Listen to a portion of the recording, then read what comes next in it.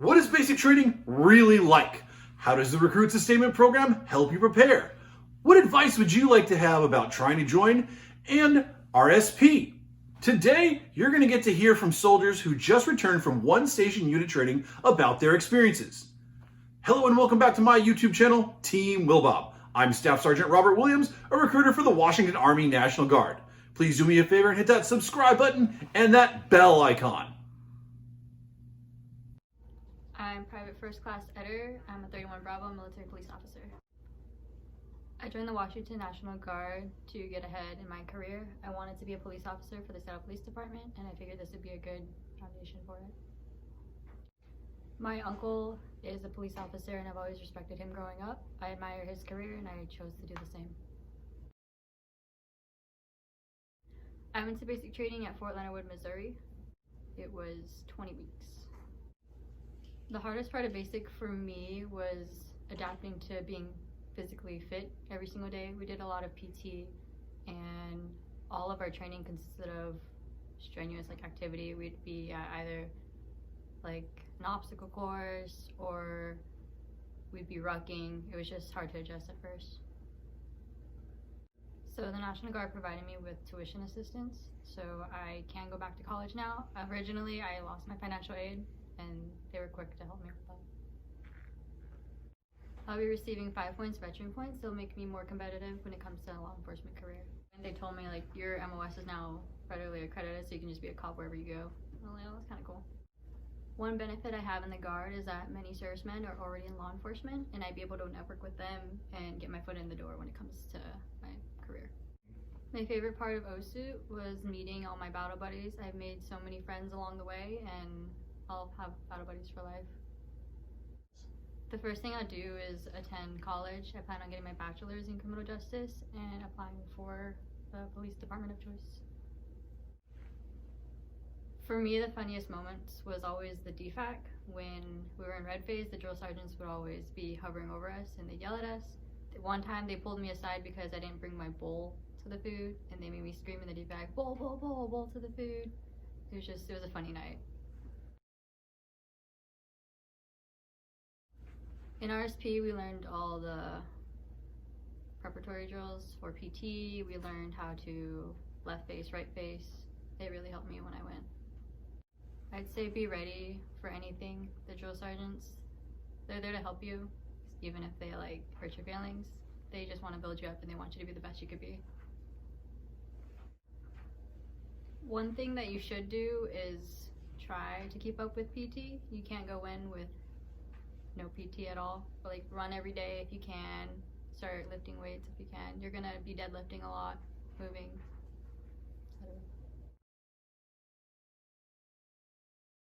The first step would be, well, for me it was research. I did a lot of research for contacting my recruiter, but there was a lot of things I didn't know yet. I fill in the blanks. So I talked to Sergeant Williams, and he was able to put me on the right path.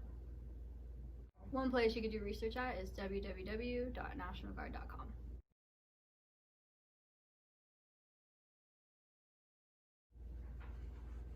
Before I enlisted, my family, coming from an Asian culture, they thought women shouldn't do it, and now that I've graduated, they're very proud of me. On the ACFT, it took me until the end of the cycle, I believe, to actually pass it. For me, it was always the leg tucks, so I recommend practicing those. Go on a pull-up bar, try lifting your weight. Another thing I struggled with was the ball throw. The ACFT consisted of the deadlift, the ball throw, leg tucks, the sprint dry carry, hand release push-ups, and a 2-mile run. My name is Seth Rowe, and I'm in the Washington Army National Guard. I joined the National Guard for financial reasons, so getting rid of my student loans, being able to put some money away for retirement, and then I also joined because I believe that I owe this country something because I've been helped so much. I was someone that was on Section 8 welfare as a child, and then also I got grants to go to college. So it was kind of one of those things that I needed to, do something to repay the country that's helped me out so much and given me the best life. I choose 11 Bravo because as a kid, watching every movie and whatnot, and I also have a buddy that's in the Washington National Guard, and he said if you're going to be in the Army, why not be the one doing all the fun stuff rather than something else. But that was kind of my choice. I went to basic in Fort Benning, Georgia. Really hot there during the summers, but it's a good change from Washington. My basic training was the 5.5 months, which was basic and AIT combined, considered OSIT.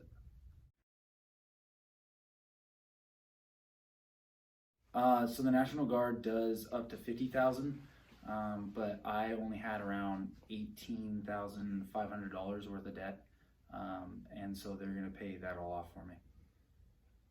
So I was able to secure Airborne School and then also Special Forces selection tryouts.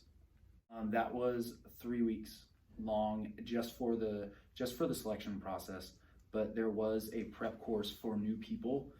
Since I'm new to the Army, they have this program called 18 X-Ray, and they train you up for 5 weeks to get you ready for selection, and it definitely helps for the first 2 weeks of selection. It's always been on my bucket list to jump out of a plane, so that one's marked off. But Airborne School, there's a lot of running. You have to be able to get off the field in a timely manner for the other people to go there to drop.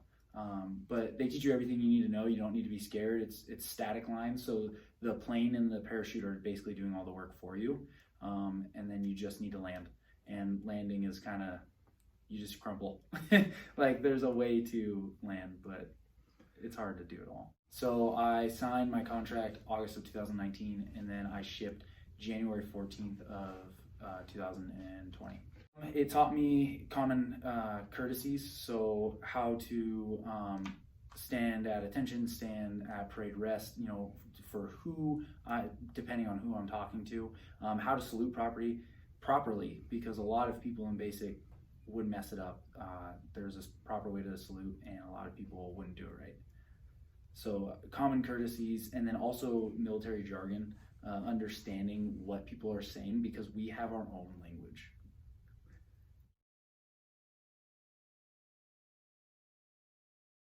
When you go to a recruiter, ask questions. Like if you have a question, if you don't know something, ask, because that's what they're there for, is to clear things up for you.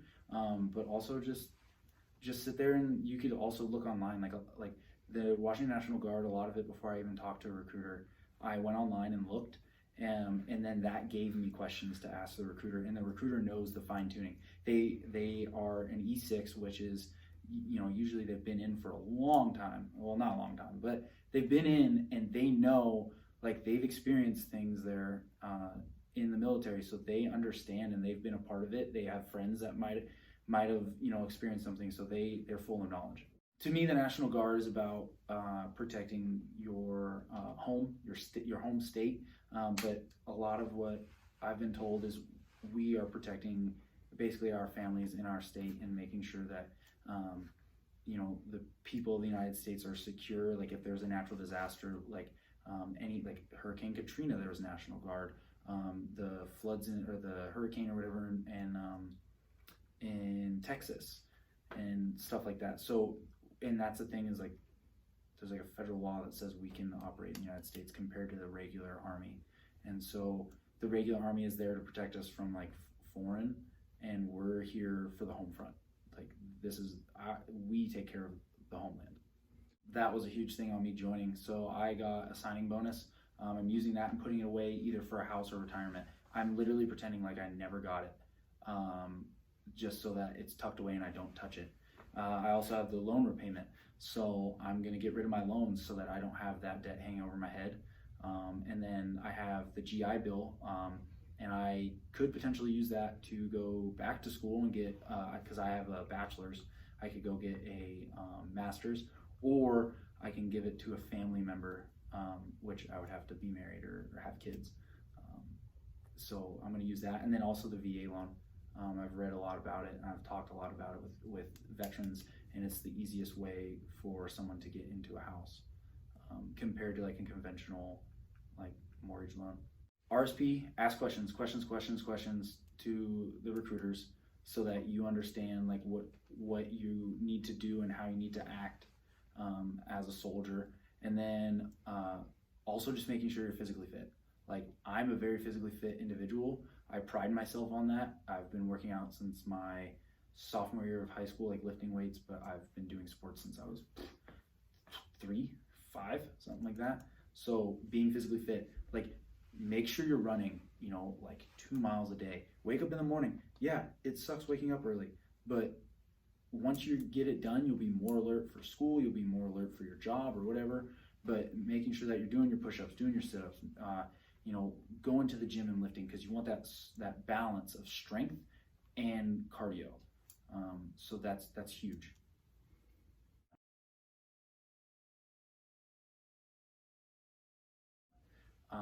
I got a 593 was my highest score on that. The ball throw was my weakness. You have to get 12.5 meters to get a 100% on that, and I could only get 11.5. That test takes a lot of, like I said, it's that perfect balance. I think it's the best test out there to show functional muscle is what I call it. You know, that perfect, can you lift weights and lift heavy things, but can you also do it for a long time? Oh my gosh, there were kids that were very skinny, and then there were kids that were a little bigger, and I saw transformations in both of them.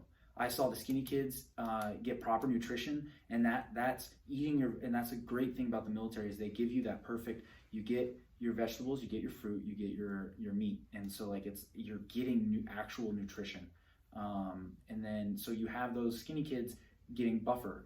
You have, which they gain weight, and that's what they want. And then you have the people that ate, that were bigger, you know, maybe they had poor diet, they, you know, sodas, chips and all that, and that's not an option for them. And they're eating healthy. They're eating their, let's say, I love broccoli and Brussels sprouts. I love chicken, and then, you know, getting my fruit and getting my carbs. I love rice and all that. So like I was getting proper nutrition. My caloric intake was actually is supposed to be higher than that, so I lost a little bit of poundage, but I wasn't mad about it. But yeah, you saw the kids that went to basic bigger lose weight. Like I think I saw a dude that lost 20 pounds or something like that. Oh gosh, I don't know, because it all intertwines and there was a million good moments. Okay, so in Airborne School, I was the first to jump out of the plane, and so I was standing there, and they tell you not to look down, but my eyes kept going down, looking at the ground, and then I'd be like, oh, no, don't look down, and I'd look back up, and I did that a few times, and then they told me, go, go, go, and they tell you go, and you see the green light, and you get a slap on the butt, and with the training, psychologically, they do that during the training and in the practice towers, and so when you get that slap on your butt, you jump right out of the plane. I thought, because I kept looking down, I wasn't going to jump. I was scared that I was gonna not jump. But anyways, I jumped out of the plane. The dude behind me, I was supposed to jump out of my door, refused to jump. The dude behind me in the other door refused to jump. I was out in the sky by myself. I counted 6,000. I looked up, looked at my canopy, gained canopy control, and I was like, all right, I'm good. And you look to see the people next to you, and you make sure that you're not falling too fast. Well, I had no one out there with me. And I was like, oh man, I'm in big trouble. But I hit the ground, and then I went over to the waiting area, and my buddies jumped out of the plane on the next pass. And me and him I was freaking out, and he comes up to me and he goes, dude. And I'm like, dude, I'm gonna get in trouble. I jumped out like too soon. And my buddy's like, both those boys were scared, and they didn't jump out of the plane. They refused to jump.